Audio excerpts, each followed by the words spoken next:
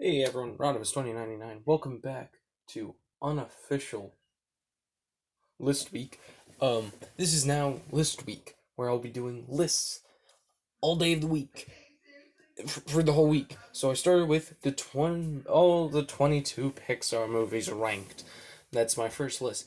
Today's list is my top 10 favorite movies of all time. Now I limit it to one Marvel movie and one Marvel movie. I think did I have a No, I don't have a DC movie, I don't believe. Um, let's start off with some honorable mentions. Honorable mention number one, Joker. I love that movie. But I can't really put it on my list. I just wasn't. I like it, but it's not like the other movies, which are kind of unique and creative. Another one, Batman, the one with Michael Keaton. I am such a big fan of it. I love Jack Nicholson as Joker. I love Michael Keaton as Batman because he can play that kind of like I don't know what's going on kind of guy. Another one, Iron Man. I love that movie. Just saying. Uh, Number two, Jurassic Park. Jurassic Park. Any of them. I prefer one, but I do like two. Another one, Captain America. You know what I mean. But one of them, this is a real honorable mention. It is Swingers. That's kind of a guilty pleasure movie. I watch that quite too often. It's Jon Favreau and Vince Vaughn, and they go to Vegas, and it's just kind of funny. Uh, it, it's a good movie whenever I just want to laugh. So let's start off with number 10. It's a very serious movie for this list. It is Black Klansman. I love Spike Lee's movies in general. Malcolm X is definitely one of my favorites, but that's one that I watch very rarely. Um, but Black Klansman, it just from the start, I was interested. I was like, "Oh, that's a real cool idea." And then, as you get more into it, uh, as you see undercover cops, and I'm a big kind of cops fan. I like watching cops do their job. Um, I'm intrigued by that, and so seeing an undercover cop going, uh, yeah, I like it. I like it a lot. Number nine is a superhero movie, kind of origin story kind of deal, sort of. It's called The Rocketeer. It's kind of it's just one of those movies that I just love. Um, it's not. I haven't read the graphic novel. I haven't read that. I haven't. I've only seen the movie, and I like the movie a lot. It's just such a kind of guilty pleasure. I mean, it has a cool cast of people that I'm not really knowing. I know one guy, and he's a side guy for the mafia, and he's played by the same guy who played Paulie in Goodfellas, which another kind of one that kind of got cut from this list was Goodfellas. Oh wait, my bad. Wasn't cut from this list. Um, it was. Sorry, let me rephrase that. One of my other honorable mentions was Walk the Line. I love that movie. It's about Johnny Cash. Uh, at the last second, I switched those. I switched that with Goodfellas, and I didn't realize it. So sorry. That's one of my honorable mentions. Walk the Line. Watch it. It's really good. Anyway, number nine, The Rocketeer. Watch it. It's on Disney Plus. I think. I'm 90% sure. I think it's by the same guy who did Captain America. So it's a pre World War II kind of flight movie, and it's interesting. It's interesting at the least to watch. You watch it and you're like, "Ooh, that was good." Um. Anyway, let's move on. Number eight is Princess and the Frog. Yeah, it's the only Disney princess movie I like because one, it has an entertaining villain, it has entertaining side cast. It also has a quite forgettable prince, but when he's a frog, you just kind of remember him a lot. Where usually I can't remember most of the princes, what their names are, unless they are a main point of the movie. Stuff um, like Hercules and Aladdin. Um, but I just like Princess and the Frog so much. It's just the music, the whole feel, the animation is nice, and that's what I like. And then I like all the just, I like how it kind of uses a kind of smallish cast, a different cast, I'd say. There was no real person in this movie who was like so big that you're like, oh hey, I love Dwayne the Rock Johnson. I mean, I like, you know what I mean? Like Onward. I love Onward, but it's only because I know I whenever I was like, oh yeah, we should watch Onward. It has Chris Pratt and Tom Holland in it. When actors are really the sign of your movie, you kind of don't have a good movie. Number 7 is Goodfellas. This movie was just so cool. I love it. Martin Scorsese can kind of handle the mafia genre pretty well. I'm into mafia movies also, along with cop movies. Kind of a sucker for those. Um, but he takes Goodfellas to the next level, not only showing how cool being a mob boss can be, but then showing how bad it can be. I mean, literally the last 30 minutes, I did not expect his life to just be crumbling. It gets better towards the end. He goes into Secret Service, but otherwise he's addicted to cocaine. He's selling it. He's losing grip with his family. Him and his wife are having problems. He's not seeing his children as much. It's like his life is crumbling. And he's getting way too paranoid. He's looking at planes and stuff, which I really find cool. I find that sort of thing attracted me because I thought it was just gonna be. When I initially saw it, I did not expect Ray Liotta to be the main guy. Uh, he's Henry. I did not expect him to be the main guy. Um, I expected Robert De Niro, Jimmy, or Vinny, which is Joe Pesci. I was expecting them to be the main guys, because they're the kind of bigger known actors. But then when you watch it, it's amazing. Really good job. And I like Martin. I'm not a big fan of Martin Scorsese's work, but I appreciate it even more in this one. If it wasn't Goodfellas, it'd probably be Irishman or one of his movies. Number 6 is Castaway. This is my favorite Tom Hanks movie. This movie was so different. It was just so different. In so many ways, and that I just love it. It's just so different. Number 5 is Big Lebowski. That movie makes me laugh so much. Okay, number 1, it has John Goodman. It has Jerry Bridges. Ah, fuck, I can't say his name. They have him. They have John Turturro. John Turturro is one of my favorite actors. I'm glad that he's playing Carmine Falcone in the new Batman movie. I like him a lot as an actor. And really, The Big Lebowski. It's one of those movies. It was just kind of funny. It gets me really every time. You do not fuck with the Jesus. And then I'm excited for Jesus Rolls. That one I gotta watch. Number 4 is Spider-Man 2. Yeah, the only Marvel movie is a Marvel movie that I love. Because I love Sam Raimi's direction. He's a fantastic director. He's done a lot of sort of small stuff. Ash versus Evil Dead, and then Evil Dead 2.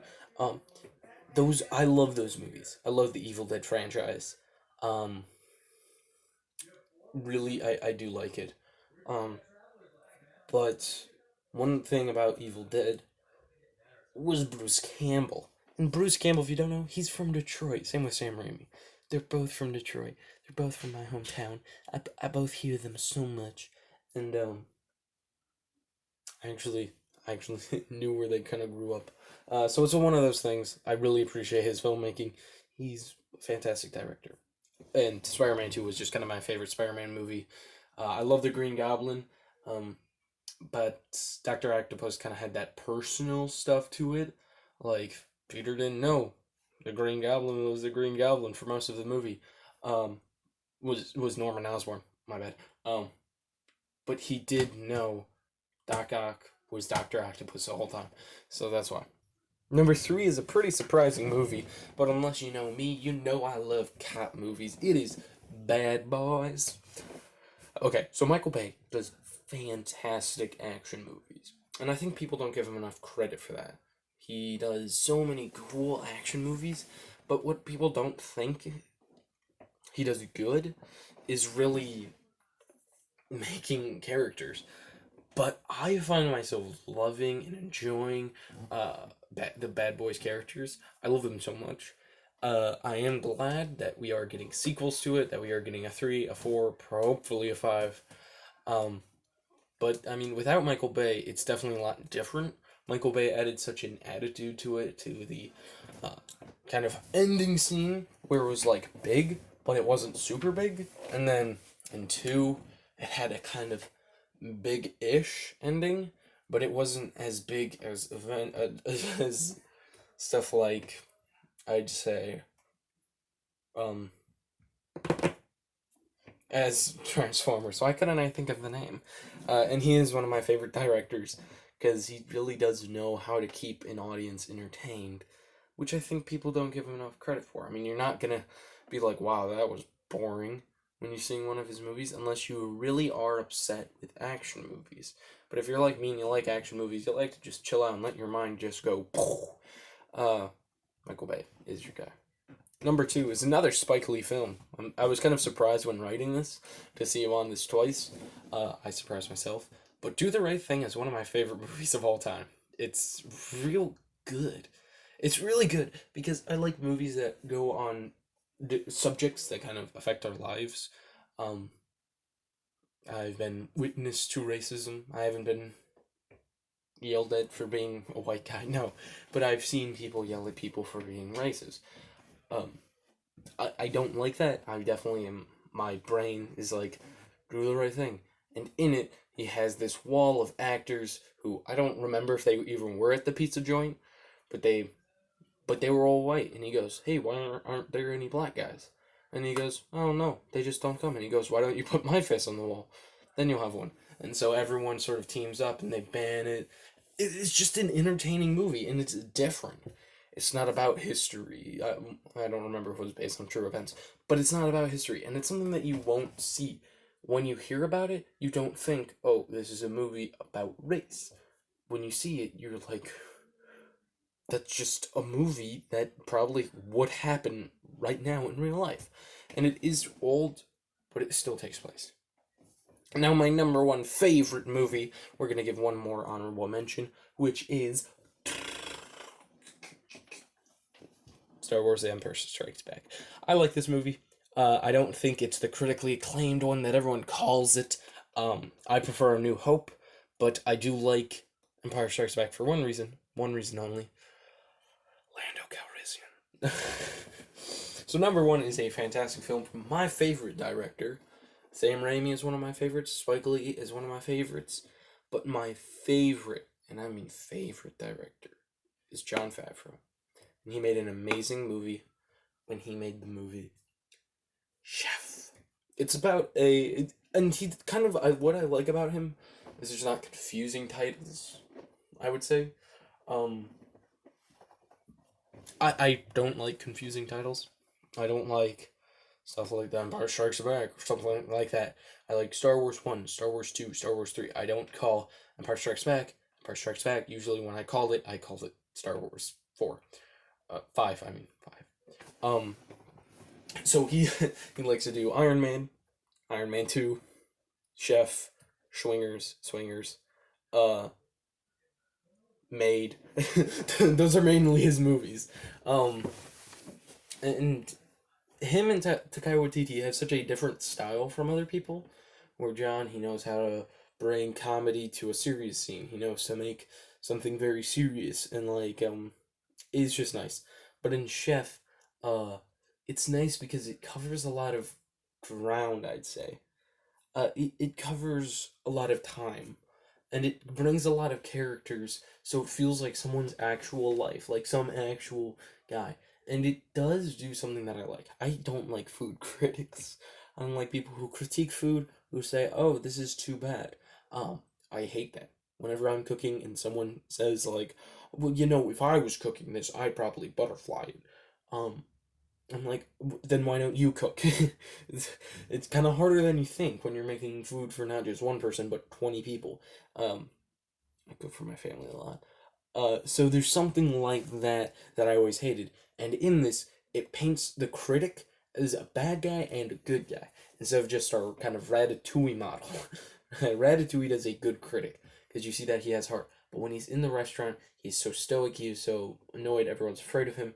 Uh, this one, people like what he says. He's kind of popular. John gets really mad at him. He yells at him. He screams at him. "You're ruining my life." Um, and then when he sees him, he goes, "Honestly, I thought we were doing theater. I thought we were." and it's just that character building, that every character is built in a Jon Favreau film. Every character is built. There's no character who is just kind of unexplored. Uh, Dum Dum Dugan sort of isn't explored in Captain America. You don't know his life story, but he's still a character. But even the cameos have such a background. Um, the only real character who doesn't have a background in Chef is Scarlett Johansson. I forgot her character. She's just a hostess, and she isn't a main part of John's life. Uh, I forgot what his name is in the movie. Um, but it's just a great movie. If you don't know who Jon Favreau is, he's the guy who made Iron Man 1 and 2. He also is Happy Hogan.